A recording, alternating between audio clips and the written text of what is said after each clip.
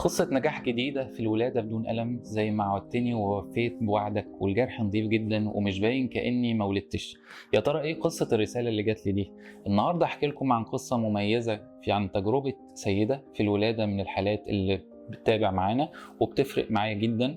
كواحدة من الحالات عندي كانت خايفة جدا من الولادة، وكانت الست دي قلقانة جدا من الألم ومن الجرح بتاع العملية، خصوصا إنها كانت هتولد معايا للمرة التانية. الولادة الأولى كانت معايا من 6 سنين وكانت خايفة شوية، بس أنا طمنتها إن هوفر لها إن شاء الله ولادة بدون ألم بإذن الله.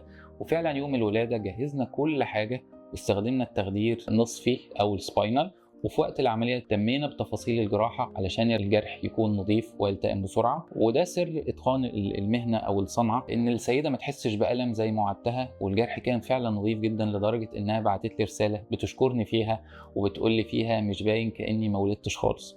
ودي مش أول مرة تعامل معانا في الولادة، ده اللي بيفرق في شغلنا وبفضل الله، مش بس نجاح العملية لكن كمان تجربة المريضة ورضاها وراحتها عن العملية. الطب مش بس علم، ده أمانة وإنسانية وثقة، وانا بحاول دايما اوفي بوعدي المريض، وربنا يجعلنا دايما سبب للفرحه. دكتور محمود اسماعيل، دكتوراه واستشاري امراض النساء والتوليد، دبلوم طب الجنين، دبلوم الحقن المجهري وجراحه المناظير، جامعه برمنجهام انجلترا.